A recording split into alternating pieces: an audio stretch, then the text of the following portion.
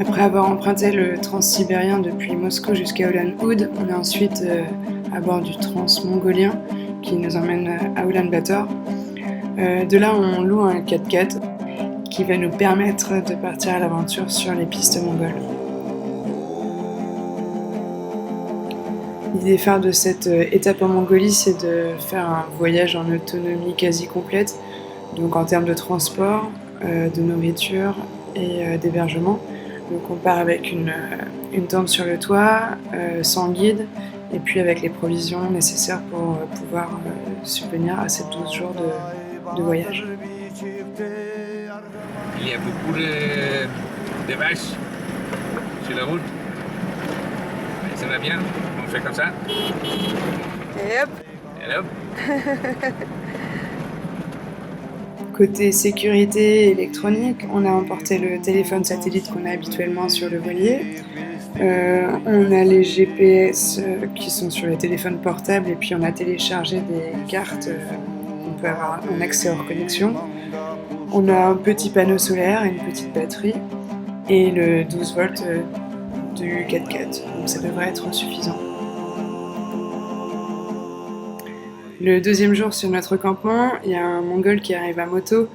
Il avait perdu ses 18 chevaux, donc il les cherchait tranquillement, très tranquillement. On a pu communiquer un petit peu grâce au lexique qu'il y avait dans le guide de voyage, et puis le fameux langage des signes. Il lui manque 4 phalanges et un bout d'oreille, et donc les phalanges, il les a perdues alors qu'il s'est pris une vache en voiture, et l'oreille, c'est en faisant de la lutte mongole, donc un sport traditionnel. On pense qu'il n'a pas beaucoup plus de 40 ans, mais c'est un petit peu comme les Péruviens dans la Sierra, il en paraît beaucoup plus. Comme les conditions sont hyper difficiles, avec le soleil, le vent, le froid, la peau est souvent défoncée et puis le regard est beaucoup plus grave.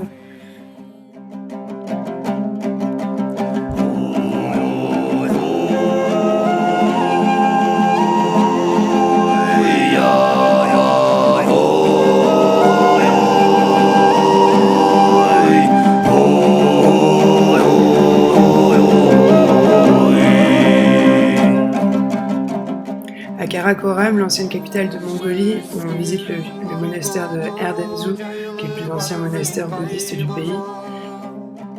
Il faut se rappeler aussi que malgré les rafles communistes qui ont détruit énormément de temples et tué des dizaines de milliers de moines, la religion et le chamanisme restent super présents dans la culture locale.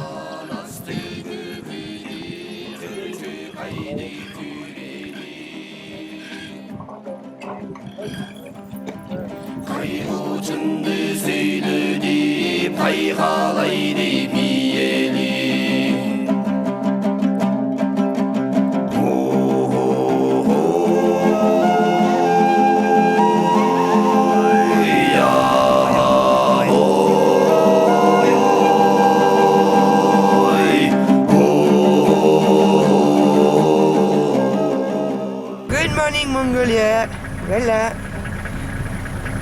3e nuit et il a fait frais. On est des fous. Allez, bonjour.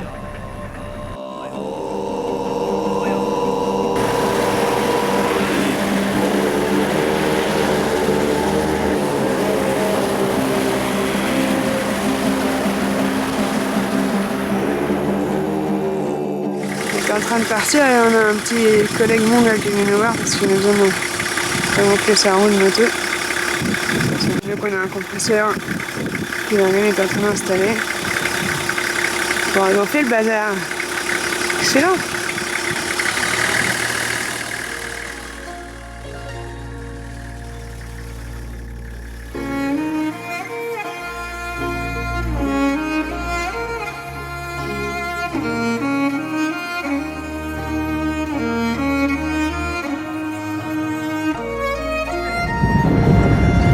Le sable.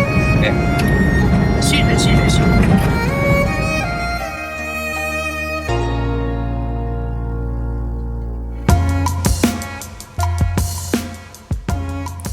S'il y a bien une chose qui était assez compliquée à gérer, c'était quand même le froid. Il faisait nuit noire de 19h à 7h du matin et la température est tombée jusqu'à moins 15. Et malheureusement, on n'avait pas une qualité suffisante d'équipement. Du coup, on portait donc des couches et des couches de mérinos, de pantalons, de bonnets, de capuches. J'avais même installé à l'intérieur, sur les côtés intérieurs de la tente, des matelas gonflables pour essayer d'optimiser l'isolation. Mais quoi qu'il en soit, au réveil, les bouteilles d'eau étaient systématiquement gelées. Les petites bouteilles de gaz, on ne pouvait pas prendre parce qu'il faisait trop froid.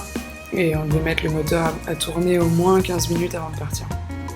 Mais bon, la récompense, c'était clairement ces levées de soleil sur les steppes gelées, d'apercevoir les Mongols à cheval ou à moto, toujours habillés avec ce grand kimono et leurs bottes de cuir sortant leur troupeau.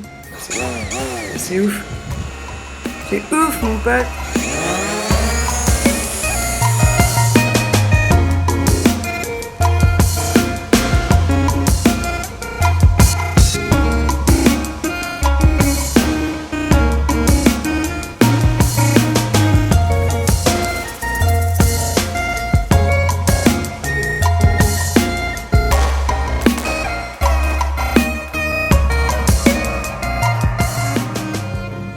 On arrive au site touristique de Congoin Hills. Tous les camps de yurts sont démontés sauf un. Donc on est assez content de pouvoir expérimenter et dormir au chaud.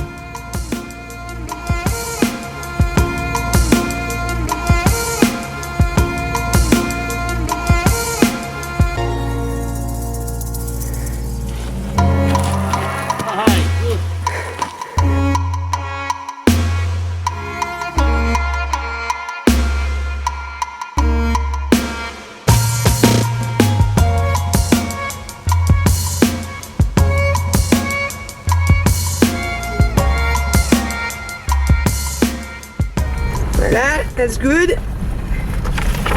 That's good. On a un rond-point à droite. Voilà, enfin tout droit là-bas. C'est là. Very good. Very good. To the sand, to the white sand beach. And we cross the mountain. Have you ever done that? No, not in the sand like this. Ouh, ça glisse, hein. Ce qui est assez étonnant finalement, c'est que les paysages sont plutôt changeants dans leur hostilité. On passe des plaines de cailloux, au banc de sable, aux terres noires, plutôt ocre et épaisses. Parfois aussi, au soleil de midi, on voit les montagnes à l'horizon qui lévitent comme un mirage. On avait été aussi super contents de trouver ce petit bosquet. Après quelques jours à avoir très froid le soir et à devoir se coucher tôt, on avait pu charger la voiture de bois sec. C'était quand même assez plaisant. Et je veux pas dire par là que j'aimais pas collectionner les bouses de chameaux pour les brûler comme les locaux font. Vous connaissez, ça m'amuse plutôt bien. Mais là au moins le feu durait des heures et c'était quand même bien chouette. On tourne à droite dans 38 km.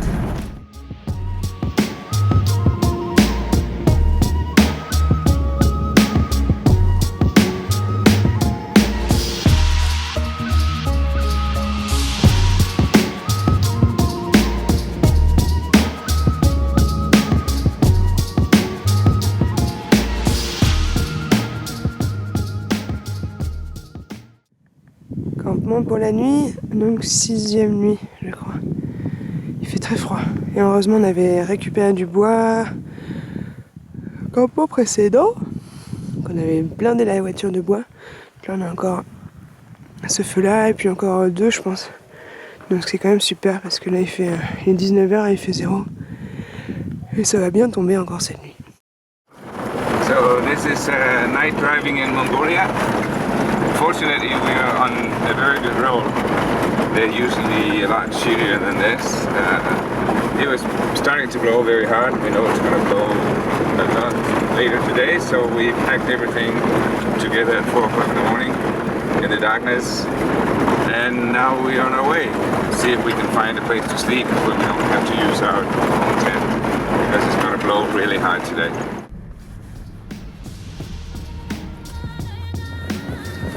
C'est la première fois qu'on voit un arbre. On s'arrête pour prendre un petit déj à l'arbre, au fameux arbre. Et regardez, qui est fou. C'est un arbre magique. Il fait pousser des billets.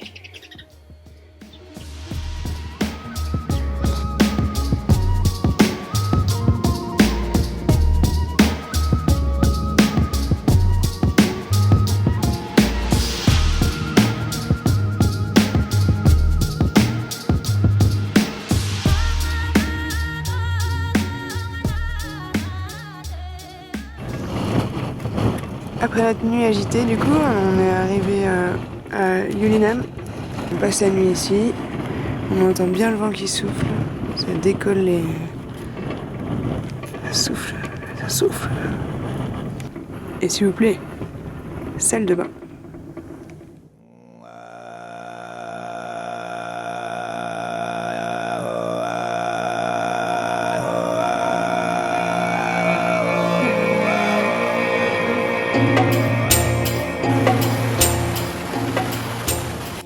I've seen pictures of this place before coming to Mongolia, and I said I want to drive through this one. And now we finally found it.